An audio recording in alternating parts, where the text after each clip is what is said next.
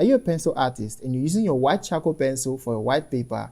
You need to do two things. Stop using your white charcoal pencil for your white paper and finish watching this video.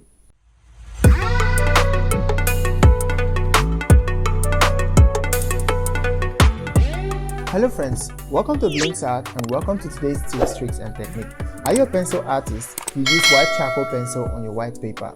Maybe you are okay with the feel you are getting, or maybe you are just not too satisfied with the fact that it appears a little bit milkish on your paper, but you are not too worried, but you're kind of confused why a company will produce something that appears so milkish in appearance. If all this is true about you, you are using the right tool for the wrong purpose. If this is shocking to you, you might want to hear the rest of it. Your white charcoal pencil is specifically designed to help you draw on a mid-tone paper, 50% white, 50% black, grayscale paper, or any kind of paper that has a lesser value than this, that is a lesser highlight than what we have here. Anything brighter or equal to this, it's going to kind of appear milkish in appearance like what I previously mentioned. So if you're using a white charcoal pencil for your white paper, you need to stop and start using your paper white, using your Tombow Mono eraser, using whichever eraser to get your white, rather than using this to get your white, because it's not really going to give you the best of you. The white paper will definitely appear more brilliant whenever you use it. When you try to create highlights with this, it's going to appear slightly milkish,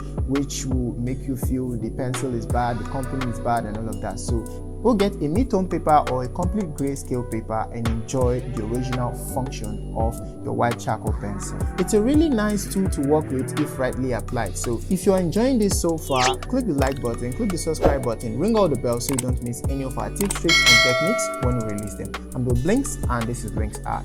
Keep creating.